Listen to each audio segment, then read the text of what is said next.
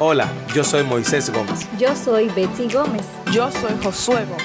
Yo soy Samuel Gómez. Yo soy Grace Gómez. Y este es el podcast de los Gómez.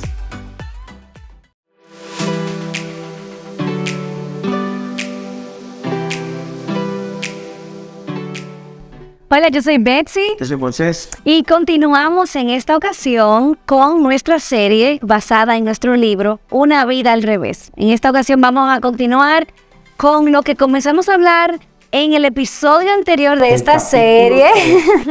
Y vamos a estar aquí enfocándonos en el capítulo 4 y es las implicaciones prácticas del evangelio en nuestras vidas. A veces, realmente, cuando hablamos del evangelio puede sonar como un concepto tan abstracto, tan como poco, como tan difícil de explicar. Y por eso yo creo también que en muchos círculos se ha cualquierizado el concepto y en algunos círculos solamente se asocia a evangelismo, en otros círculos solamente se asocia a la cara que hablábamos, una sola cara de la moneda, y que también, como vimos la semana pasada, que veamos, en otros círculos se cree que es solamente la puerta, pero no, el evangelio tiene implicaciones diarias, entenderlo, masticarlo, apreciarlo, tiene implicaciones diarias en nuestra vida espiritual. Entonces el evangelio no es una sola doctrina, eso también lo pensábamos. El evangelio no es quizás como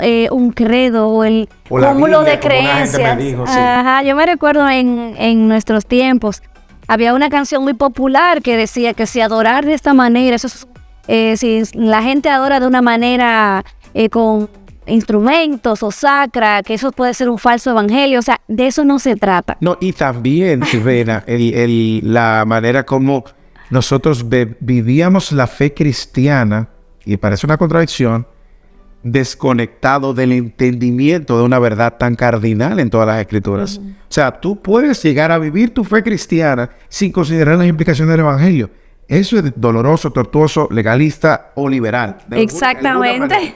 Y nosotros pues esperamos que en el capítulo anterior usted haya lidiado con las preguntas y haya hecho un ejercicio personal o grupal de una definición del evangelio, porque esa era el inicio de lo que nosotros vamos a continuar. Te vamos a descomponer primero. Yo quiero que tú me des tu definición del evangelio y luego vamos a ir en términos prácticos. ¿Cómo nosotros podemos en el día a día de nuestra cotidianidad, quizás tú en tu trabajo o en la casa con tus hijos, en el día a día, cómo el evangelio realmente produce gozo? Porque si te puedo decir que cuando nosotros comenzamos a entender estas cosas, cuando comenzamos a creerlas por la fe, nosotros comenzamos a experimentar un gozo que no se ha detenido y no se detendrá. Al contrario, es como la luz de la aurora que va en aumento. Y hay un asombro continuo cuando uno abre las escrituras y lee las cartas de Pablo o las cartas de Pedro o cualquier texto que nos apunta a esa buena noticia del evangelio. Hay un crecimiento en nuestra salvación, en nuestro entendimiento de la salvación. Así que vamos, ¿qué es? O sea, en términos prácticos. Déjame definir el evangelio. ¿Ok? Como me dijiste. ¿Puedo usar la definición? No, use la suya de su mente. Pero esta fue la que pusimos aquí en la mente.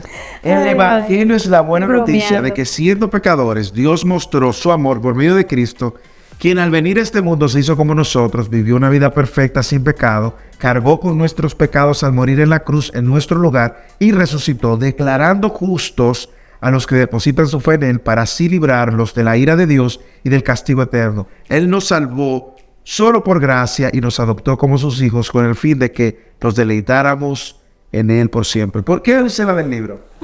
¿Por qué usaste la del libro? Bueno, porque la del libro tiene los diferentes elementos o diferentes términos que nosotros vamos a explicar en este capítulo o que nos pueden ayudar a ver desde diferentes perspectivas cómo Dios en su palabra ha pintado el evangelio o describe el evangelio. Y lo que vamos a ahora mismo describir es un milagro.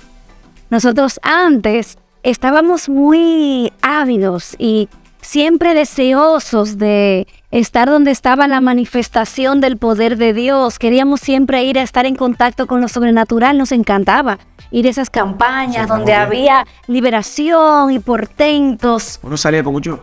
En entusiasmo, y siempre queríamos ver algo sobrenatural y no nos estábamos dando cuenta que el milagro más grande de la historia de la humanidad sucedió cuando Cristo nos salvó, pero también sigue sucediendo en la medida en la que nosotros caminamos en el entendimiento y crecemos en el entendimiento del Evangelio. Así que háblanos de ese milagro. Bueno, el milagro de la salvación, como nosotros encontramos en Juan capítulo 3, cuando Nicodemo viene a hablarle a Jesús acerca de lo que está sucediendo con Jesús y le hace elogios a Jesús de que sabemos que tú vienes de Dios, porque nadie puede hacer las obras que tú haces si no viene de parte de Dios.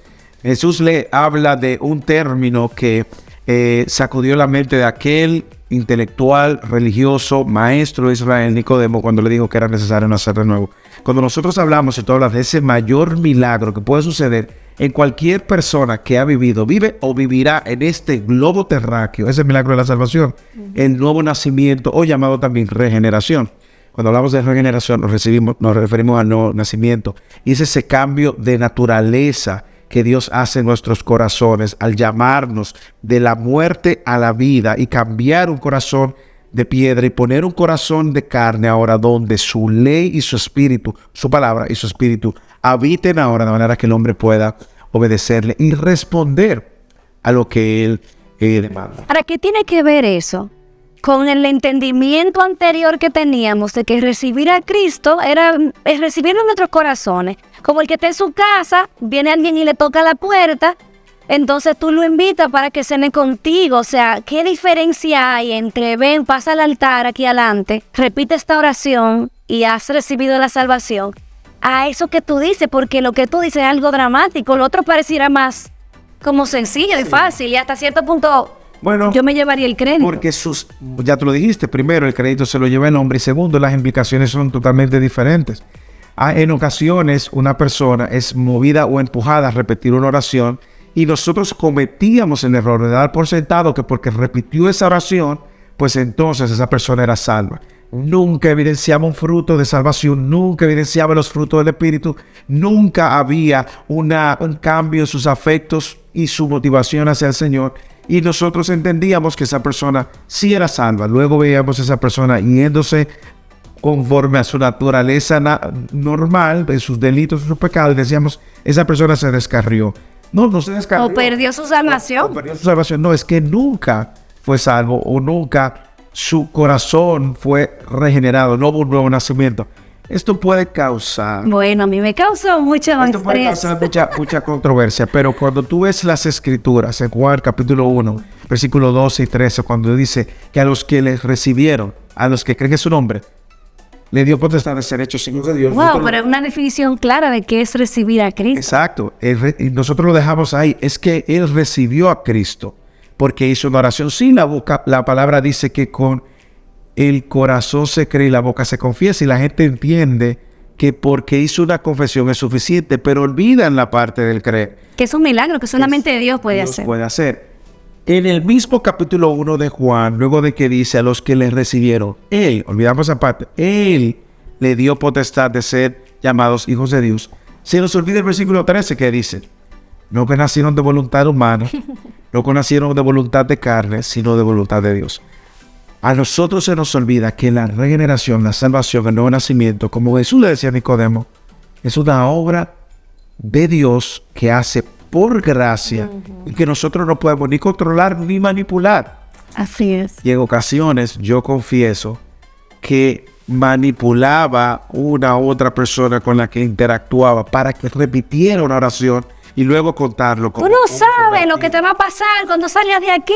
Sí. Entonces, el milagro más grande que nosotros por el cual podemos orar o por el cual nosotros podemos presenciar es el nuevo nacimiento. Es esa obra de salvación donde Dios soberanamente, no por obra, soberanamente, conforme a su voluntad, por gracia, salva a los pecadores, dándoles una nueva vida, dándoles un nuevo nacimiento, cambiando su corazón, de manera que ahora los afectos de esa persona y su naturaleza no sean revolcarse en el pecado, sino el poder perseguir, vivir para la gloria de Dios, y aun cuando pecan, sienten lastimosamente cómo han pecado contra Dios. Tú sabes que yo me recuerdo como ahora ese día que tú llegaste a la casa y tú viniste como el que acababa de descubrir una mina de oro y me dijiste, Betsy, es que la salvación es obra de Dios, o sea, no hay forma de que tú puedas perder lo que Dios sostiene, lo que Dios generó, por lo que Dios murió en la cruz.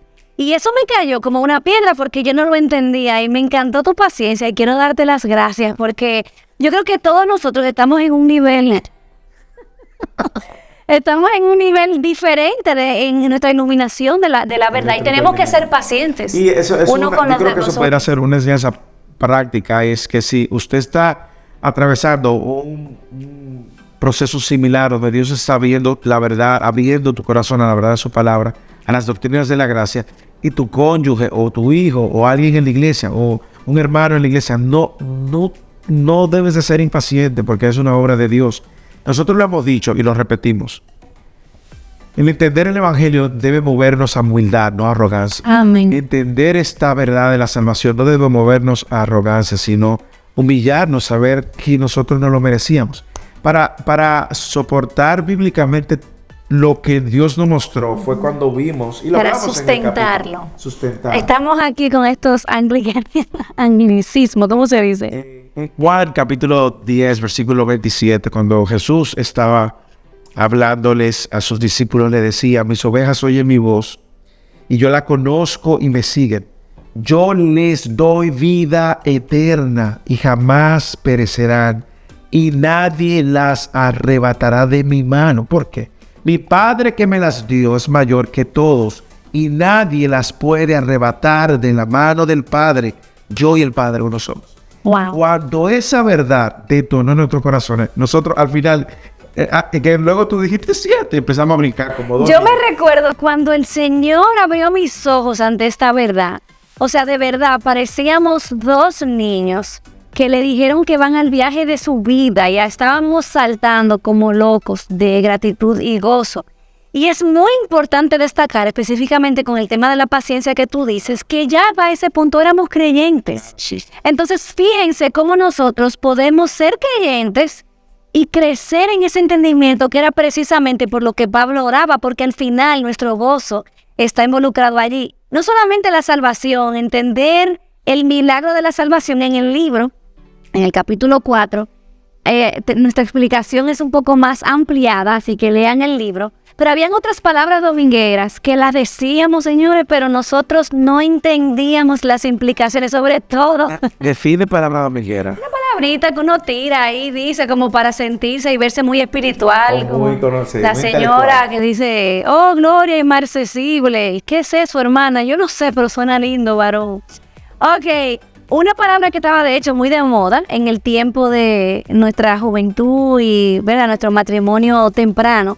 Era la palabra redimido, redención, y todo era, yo soy un redimido, pero, o sea, hay un mar profundo debajo de ese concepto que realmente, o sea, lo cargábamos como una medalla de honor, como un privilegio, pero si tú me dijeras cómo este concepto afecta a la vida diaria, Sí. no cómo me hace sentir, yo voy a decir esta palabra, la redención del Cordero Inmolado, o sea, ¿cómo eso me afecta en el lunes por la mañana? Mira, así como al entender la salvación te da una paz y un gozo donde tú puedes confiar plenamente que el que te salvó y siendo tú el peor de sus enemigos, va a guardarte siendo tú ahora su hijo eternamente y te preservará hasta el final. Entender la redención también nos ayuda a ver nuestra relación con el pecado y la liberación del pecado en esas dos caras de la moneda.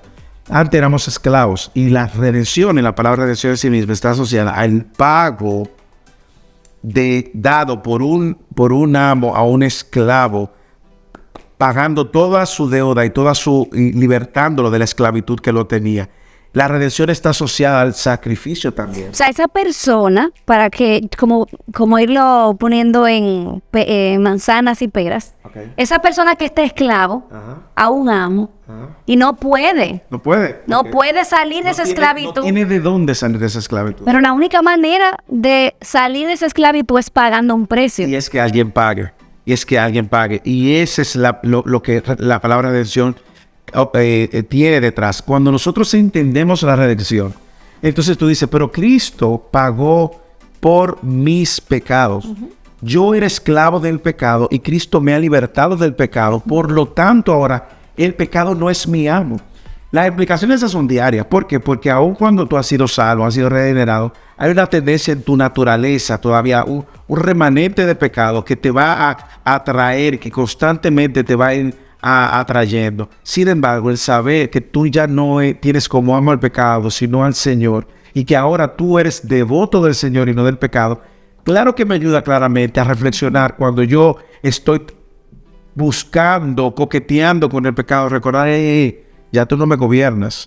Hubo alguien que pagó por mí cuando yo no podía pagar. Hubo alguien que pagó el precio y lo pagó a precio de sangre con su vida. Y cuando uno ve también esta palabra, la luz del Antiguo Testamento. Sí. O sea, no era cualquier pago. Sí. O sea, se necesitaba una ofrenda perfecta.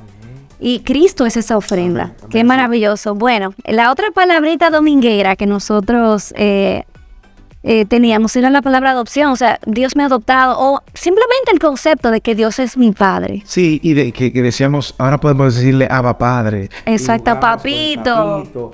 Todo lo demás, bueno, pero... Y es verdad, Sí, obviamente, es verdad. Es cierto. Sin embargo, lo que el Señor una vez más está pintando es tan trascendente. Y vamos a ver, porque de verdad, como tú decías, este capítulo puede darnos para 2 capítulos más, pero queremos que usted lea el capítulo. La palabra adopción tiene consigo una serie de implicaciones. ¿Por qué? Porque, Betsy, si tú lo piensas, el Señor pudo habernos perdonado y poner nuestra cuenta en cero. El Señor pudo habernos declarado justo, decir, usted tiene acceso al Padre, usted tiene acceso eternamente. Y eso hubiese sido suficiente. Claro. Eso hubiese sido Hubiésemos estado agradecidos por toda la agradecido eternidad. vida, pero no se queda ahí. El Señor te invita a ser su hijo. Y siendo su hijo ahora coheredero de su reino, con todas las implicaciones de tener a un rey y a un padre que es completamente fiel y perfecto en toda su fidelidad, que es completamente generoso, bondadoso, perfectamente bondadoso, y que ahora Él te invita a ser parte de su familia. Te sienta en su mesa. Te sienta en su mesa. Las implicaciones de eso diariamente son muchas. ¿Por qué? Porque yo ahora sé que puedo venir donde mi papá en cualquier necesidad que tenga, sabiendo que Él la conoce y que Él, como consecuente de eso, no me deja ni me va a desamparar. Yo sé que muchas veces, en el caso tuyo, yo creo que de una manera u otra nosotros lo hemos mencionado en algún otro episodio, la relación tuya con tu papá no te daba una imagen quizás muy bonita de la relación con Dios, pero ¿cómo el Evangelio te ayudó a restaurar todo eso? O sea, es como darme cuenta de que Él me ha hecho su hija y ahora yo soy coheredera con Cristo. De manera que yo tengo un lugar en su mesa y yo no tengo que ir a buscar las migajas que el mundo me da, porque Él es mi proveedor, Él es mi padre, Él provee para mí. Ahora yo tengo una nueva naturaleza, ahora yo pertenezco a otra familia. O sea, es hermoso. Eso lo cambia. Como en crecer en ese entendimiento de la paternidad, y va muy de la mano con otro de los conceptos que quizás podemos decirlo de manera muy breve y ustedes vayan y lean el capítulo, pero para mí va muy de la mano con la propiciación. Sí. Porque no solamente, honestamente, si yo me quedo con el hecho de que Dios me adoptó, pero yo no entiendo que Jesucristo aplacó toda la ira de Dios, yo puedo pensar, tú sabes, que ese padre está irado contra mí. Pero el hecho de saber que Jesucristo aplacó toda la ira de Dios La cruz. y ya no hay ira de Dios para el creyente. No hay O sea, condenación, hermano. no hay condenación para el creyente, y que yo puedo pensar en Dios y decir, Él es mi Padre, y yo puedo venir confiadamente porque lo único que voy a recibir de Él es el abrazo que Él está dando a Cristo.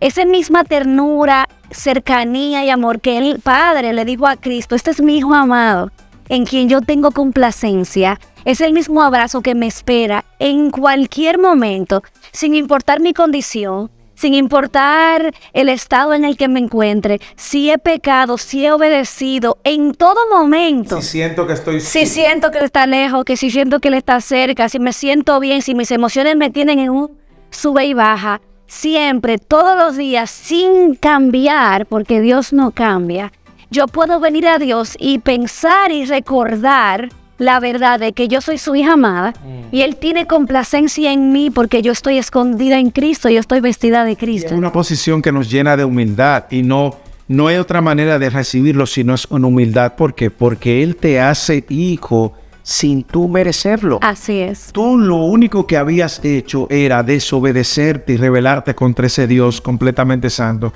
Y Él, por medio de Cristo, pone a Cristo como el sacrificio, la expiación, ese sacrificio para pagar nuestros pecados, de manera que ahora nosotros podamos ser declarados sus hijos. Eso nos llena de humildad, eso nos mueve a gozosamente obedecerle, gozosamente hacer su voluntad. Amén. Y gozosamente vivir para su gloria. Y eso consigue otras implicaciones que no nos va a dar el tiempo hoy para hablar y que usted va a poder encontrar más contenido en el libro.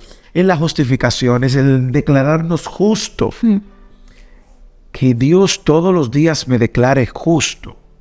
Como si yo nunca hubiese pecado, como si siempre hubiese obedecido. Y es impresionante, y eso es porque justamente el justo muere por el injusto, para que ahora el Padre a todos los que son hallados en Cristo lo declare justo. Nos va a tomar toda una eternidad saborear.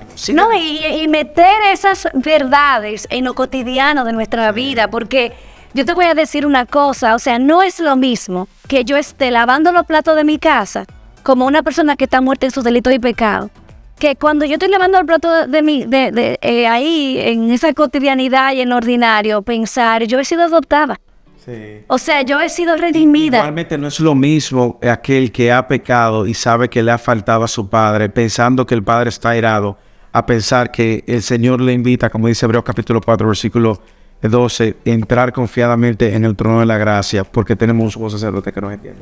Bueno, quisiéramos contestar las preguntas de reflexión, pero yo voy a decir una de las que llama mi atención, uno de estos beneficios, ya yo dije, adopción, propiciación. Ok. ¿Y tú? La santificación. El Señor, el saber que el Señor está continuamente obrando por medio de su Espíritu en mi corazón, haciéndome cada vez más a su imagen, de una manera progresiva, y a la vez saber que ya en Cristo yo soy completamente santo y he llenado el estándar que Dios demandaba para presentarme delante de Él, no por mí, sino por la obra de Cristo. Eso fue un mic drop ahí. Pero usted tiene la posibilidad de escuchar o de escudriñar más de estos temas en el capítulo, y nosotros le invitamos a que marine su corazón en estas verdades, no las pase tan rápido ni a la ligera. Tome ese tiempo para responder las demás preguntas del capítulo y déjanos saber de qué manera esto pues también ha ido transformando tu vida de un giro. Bueno, me encanta esa frase que dice, la ruta de escape ante el error. Probablemente ese entendimiento distorsionado que teníamos del Evangelio siempre va a ser la palabra. En la palabra siempre vamos a encontrar cuál es la verdad acerca de Dios, de su carácter, de la obra de Cristo, acerca de nosotros y de todo lo que nos rodea. Amén. Así que se nos termina el tiempo por hoy. Quisiéramos continuar una vez más abundando estas verdades. Sin embargo, te invitamos a que si este video de alguna manera u otra está sirviendo de edificación para ti, para los tuyos, o para una iglesia o un grupo, compartan los testimonios, envíenos pequeños clips de cómo Dios también le ha dado un giro a su vida a la luz de lo que el Evangelio ha hecho, y usen el hashtag Una Vida al Revés. Algo sencillo, no tienen que complicarse. Tomen su celular y cuenten cómo eran ustedes antes y lo que Dios ha hecho al ustedes someterse a la autoridad de su palabra y al creer y entender el Evangelio. Es impresionante lo que el Evangelio hizo, pero al final de cuentas, como decíamos, le trae gloria a Dios. Amén. Los vemos en un próximo episodio del podcast de los Gómez, esperando que ustedes sigan creciendo y madurando en la verdad de lo que Dios ha revelado por medio de su palabra, y que el Señor pues les bendiga. Lean el libro. Bye. Y este es el podcast de los Gómez. Radio Eternidad, impactando el presente. con un mensaje eterno.